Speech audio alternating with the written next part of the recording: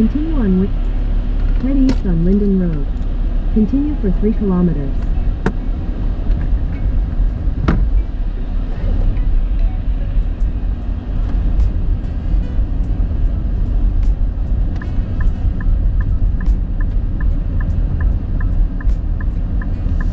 Magandang umaga sa lahat. Today is another day, another vlog. So yun, papapalit nga pala tayo ngayon ng winter tire ng sasakyan kasi kailangan ko na talaga magpalit ng gulong. So ito ay nabili natin kahapon dun sa Toronto. Sa marketplace ko lang siya nabili. Bali, bago pa naman siya, 2 seasons ang nagamit ng may-ari. And then, tingnan niyo, makapal pa siya. Nabili ko lang ng around $400 lang. Nung nag-canvas ako, bibili sana ako ng brand new na mapakamahal na sa 1,000 yung apat. Naggoma lang siya. Ito kasama na yung Stellis. Kaya yan na lang ang pinili namin. So minto lang ako dito kasi malalaglag na. Ayusin ko lang. Baka kasi masira yung pinto kapag nalaglag siya eh. Wait lang, ayusin ko muna. Nag-aalala kasi ako dahil gumagalaw siya. Malalaglag na, baka bumagsak doon sa may pintuan, kaya baka masira. Mabigat pa naman siya. Lang hirap bumaba, daming sasakyan.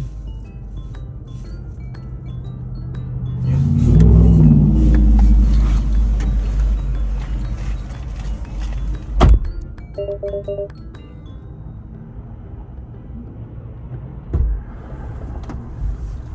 Ayusin ko muna. Malalaglag na.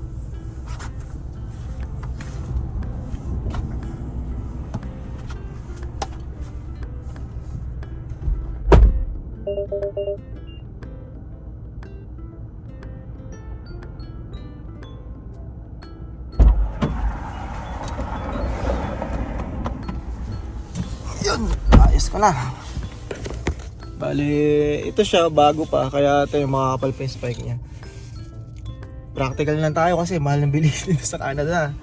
So yun, punta muna tayo dun sa shop, papalit muna natin to kasi Sunday ngayon, bali kunti lang yung mga bukas na mga shop. Pero may nakita ako, tatry ko doon kung kaya nila mag-accommodate. A few moments later. Dito tayo sa Mr. Lube. Check ko kung magkano yung dito, papalit ng gulong. Around him, I have to ask him, like different size of the different rates. Okay. Just give me a second. For now, you can come at Bay 3, the third. Bay Tree. I will gonna line up the car there. Yeah, you can come at the middle one, sorry. What am I? Yeah, because Okay. that one, I don't know, the lift is working, they are working on that. So if it's worked, then I'll move. Okay, For we're now, gonna come line at up the car middle here. one. Yeah, Alright. middle one. Thanks.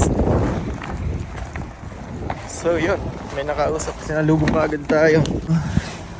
Pupuntahan ko pa sana pero pumunta na siya kaagad sa akin. Kasi nagtanong lang naman ako pero dito na ako magpapakabit dahil dahil sarado naman yung sa iba. Kaya dito na lang tayo. Sabi niya mag-line up ako dun sa middle. Kaya let's go. Okay. Sana mura lang, no? $100 lang naman, okay lang. Hindi natin sure. Hindi namin pumila naman. Wait.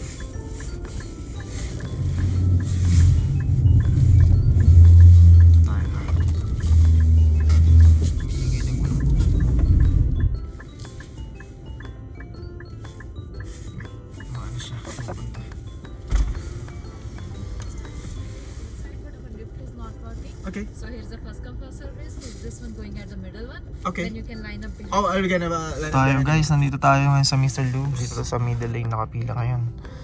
Bakit may nakapila dito sa sa unahan, sa pinakauna? Hindi ko maintindihan. Sabi niya sa middle lane lang daw. First come first serve. So, bale ito, naghihintay tayo. Kasi may mga nakapila pa dun sa loob. Bale, pangalawa akong nakapila dito sa labas ngayon. Hintayin ko na lang. Kasi mabilis lang tong sa akin kasi on rims naman eh. Pero tatanong ko pa rin kung i-check nila yung balancing ng gulong. Kasi nabili ko to kahapon. Nabili namin to ni Mrs. kahapon, mga idol dun sa Toronto. Tapos ano na siya eh, tawag dito, kasama na yung rims niya, which is steel trims, pang winter talaga. Mas nakatipid kami kasi nakita ko lang to sa marketplace, binibenta ng $450. And then negotiate ako konti, sabi ko kung pwedeng kunin ng 400 kasi itong gulong na to is galing rin sa Nissan na tulad nitong sa akin. So talagang fit siya, pati yung bolt pattern niya, lahat-lahat. And then 2 seasons na lang daw nagamit. Mabait naman yung pagbila namin. Kahapon nagkita kami. Kaya binigay na lang sa akin ng $400. Unlike nung nag-canvas kami kasi sa Canadian Tire tsaka sa Costco, halos same ng price. Nasa na rin siya 1,000 na rin siya or 1 grand. So sabi ko medyo mahal. Try ko munang tumingin sa marketplace ng mga used na winter tires na pwede pa naman. Yun, nakakita nga ako bago pa, sobrang kapal pa niya, no? Tingnan yan mga, sobrang kapal niya pa. Kaya magagamit ko pa siguro ng ilang seasons yan. At least nakatipid na. Nakatipid kami. Malaking bagay na yun na halos 500 din yung natipid namin from the original budget na 1,000. Kaya ayun, happy, and pabalik na siya. Okay, pasok na daw tayo doon. Kala ko maglalakad ako papunta doon, loko to. Hindi sinabi sa akin. Kasi sasabihin daw sa akin ng manager kung magkano. Mura lang to, alam ko. Kailangan ko na kasi talaga magpalit ng winter tire kasi kahapon muntik na kami.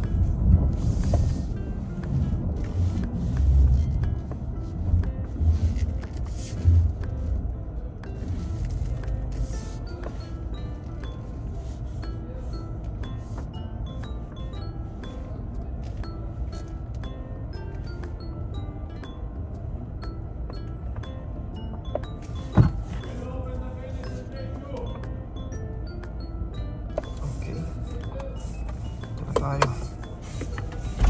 Hello sir, good morning. Good, thanks. Yes, I have tires on rims. It will be 86 plus tax, okay? Okay. So you're gonna check also the balance of the tires or no? If you need balance, it will be extra 130. 130? Oh, no need for balance. Okay. You can turn off. Okay.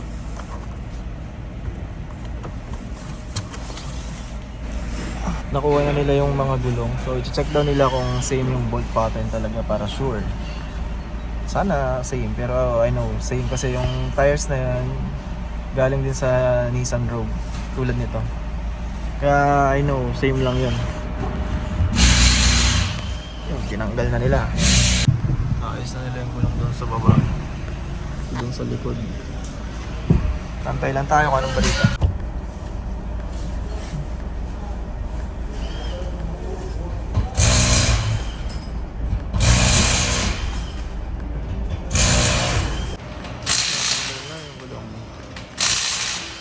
Sana same lang yung bolt pattern pero I know same talaga yun siya. It fits? Oh, thank you. Yeah, because that tires came out from 2022 Rogue. Yeah. Yes, sana. Oh, okay. So ito yung ano natin, all season tire natin. Tingnan nyo, nipis na ng ano na yun. Nipis na. So John, I need to know tonight if you are coming tomorrow. Oh, okay. Nakakabit na yung ating winter tire. Excuse me, do you have also plastic for tires? We are doing. Oh, thank you. Thank you. Wow. Don't go stupid for a change. Okay. Thank you so much. Tapos na, nakapagbayad na tayo and then nakarga na rin nila mga idol yung gulong natin. Ayan, binalat nila sa plastic. Namumroblema pa ako kung ano pa pambalat ko. Buti na lang binalat na nila.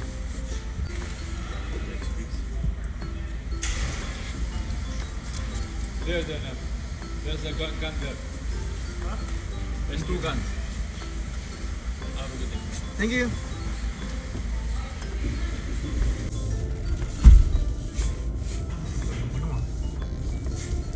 Yun, tapos na tayo mga idol. Ito, mga winter tire na tayo. Wala nang takot sa snow. Finally, nakapagpalit din.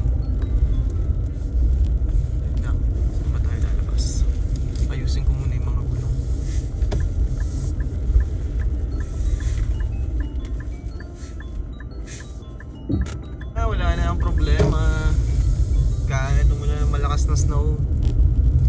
All goods. Good morning. Tapos yung pinto ko sa likod ko yun. Park muna tayo dun sa unahan. Bukas pala yung pinto ko. So yun, check muna natin yung ano, yung mga gulong natin kung ano yung tsura. Ayun. Nakabukas kasi yung pinto kaya huminto ako para ayun yun, nakabukas nga. Tinuksan kasi eh. So ayan na yung tsura ng ating gulong ngayon. Naka winter tire na tayo. Kapal yan no. Nakamura ako 400 lang kasama na yung ano, kasama na yung Stellis. Yan na siya. Makapal pa ako kasi 2 season niya lang naman daw nagamit kaya kaya makapal pa siya. Nagpalit kasi may-ari ng sasakyan eh kaya yung gulong niya hindi na kailangan. So yan.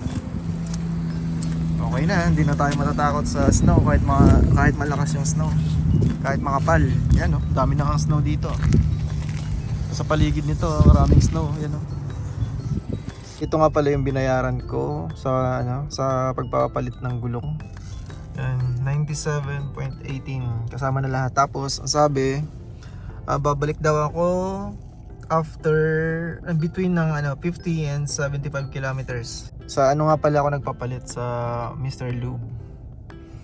97 kasama na tax. So not bad na rin. At least hindi lumampas ng 100. Ayun, meron rin palang free na ano, air freshener.